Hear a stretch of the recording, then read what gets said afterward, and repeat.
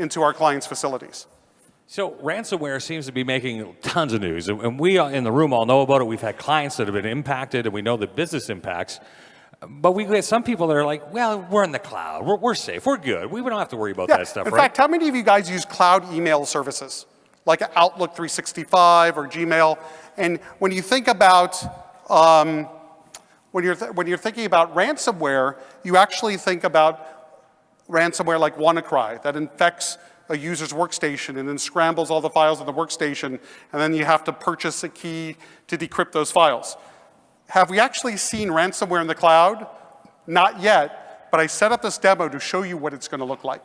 So, if we could put up computer 1 and 2. Let me get out of LinkedIn here. And let me go into Office 365. There we go. So if you put on computer 2 on both screens real quick. Great. So that's just simply logged in to my Outlook 365 account. Okay? Now if we could put computer 1 up on both screens. So what we're going to do with this tool, this is the attacker panel. And what we're going to do is we're going to create a phishing attack to send to the Outlook 365 user. And we're going to pretend that we're Microsoft and that we've created this product called Anti-Spam Pro. And if you enable it on your account, it stops all spam. So people might have a really good reason to go ahead and say, yeah, I want to stop all spam. I'm going to follow the steps. So on this panel, we're going to be support@antispampro.com. Our sender name will be Anti-Spam Pro. Our victim will be my account, and I'll enlarge this in a moment. The victim name will be myself. So basically, we're going to send an email pretending to be from support@Anti-Spam Pro to Kevin Mitnick. So when I send this, I hit create. Look at the upper right-hand corner. We're going to hit create. And you'll see email has been successfully sent. And this service that I'm using now is something that was self-built into the cloud. Now, go ahead and switch to the Outlook account, please, on computer 2, both screens.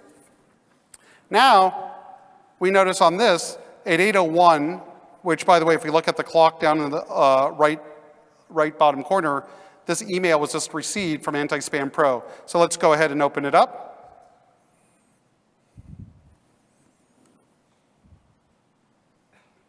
It's taking a second. See, Microsoft is slow. Okay, anyway, we'll see, this is the email, the phishing email we sent. And let me actually, I'm going to enlarge this for you so you can actually read it. What this is hi, Kevin Mitnick. It has the Microsoft symbol, and it basically says about our long-standing commitment to privacy and security. And it goes on to say, we've also launched this new anti-spam service, which you must enable by clicking the following link, and it has the following link in blue. And this is how the person will enable this Anti-Spam Pro. So let's go ahead and click the link. When we click the link, it's going to verify that I have the login for that account. So we're just going to click click on the account name. And now it's going to pop up with permissions that you might, if you have an Android phone, you might see this before. And the permissions for the application will need read-write access to your email, to send email as you, to read your calendars, and this sort of thing, which seems completely appropriate if a product needs to read your emails to make sure that isn't spam related. So now the victim clicks accept. Once the victim does that, it's essentially game over. Because what the victim unknowingly did was what we call an OAuth token, basically gave permissions to another person to access the account. So what we'll do is we'll go ahead and close these windows. And we'll leave this up. Now, if we could put computer 1 back on screen. Now, what I could do, once the person has fell for the phishing attack and enabled that application, now I could view their contacts, I could view their emails, I could send emails as them. Let's go ahead and view the emails. So these are the emails that are in their account, so I essentially could read any email that's sent or received by them. But that's not the important thing. Let's go back to this list of nasty things the bad guy could do. Do you see this thing called Enable Ransom Cloud? Now, what Ransom Cloud does, it actually in real time scrambles the victim's email, right? And then it will send a message to the victim of how to get their email back. So if we could now put computer 1 on one screen and 2 on the other, I want you to watch. Now, I'm going to click Ransom Cloud, and I want you to watch computer 2, the victim, which is the Outlook account. We're going to enable Ransom Cloud. Now, if we could put computer 2 on both screens as this is going on, now we see in real time all the emails are being scrambled, basically with AES 256 encryption. And now the user could see the header, what the subject line is, but they can no longer read their email. Why do we leave the header there? So they know what important emails they can't see anymore. So let's actually go up the screen. We'll see this email. If you get one of these emails, you know you're having a bad day. Your emails have been encrypted. Let's take a look at see what that says.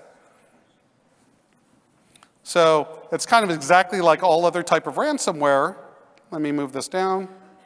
It basically says that your emails have been encrypted, that how can I recover them? How you recover them is you send $300 worth of Bitcoin to this Bitcoin address. And once you send the Bitcoin to the bad guys, they'll actually decrypt your email so you can read it. So let's go ahead and do that. Let's pretend we're a bad guy. So what we're going to do is if we can put computer 1 back on screen with 2, we're going to click this thing called Disable Ransom Cloud. So I'm going to go click it, and then automatically, you can put computer 2 back on screen again, on both. Automatically, all the emails are going to come back. So this is exactly what I expect to see in the future, is not ransomware just affecting your customers or your employees' desktops and laptops, but actually affecting their cloud email services. Because think about it, how many of you actually back up your email? Yeah, you got some hands. A lot of people don't. Yeah. I'm still sitting there a little freaked out about seeing the ransomware in the email going, what do we do about it? So I just heard you say back up the email. Well, backup email, just like you would do to protect yourself against ransomware. It's also in these cloud services, administrators can configure where users cannot authorize third-party applications. So to protect, well, what recommendation you can make to your customers is they have somebody from your team go in and configure their cloud service properly so the bad guys can't do these types of attacks. So I was reading Ford's magazine recently that you had said that you could basically steal someone's personal identity in like 3 minutes. 2 minutes. 2 minutes? 2 minutes. Forbes quoted you incorrectly then. Yeah.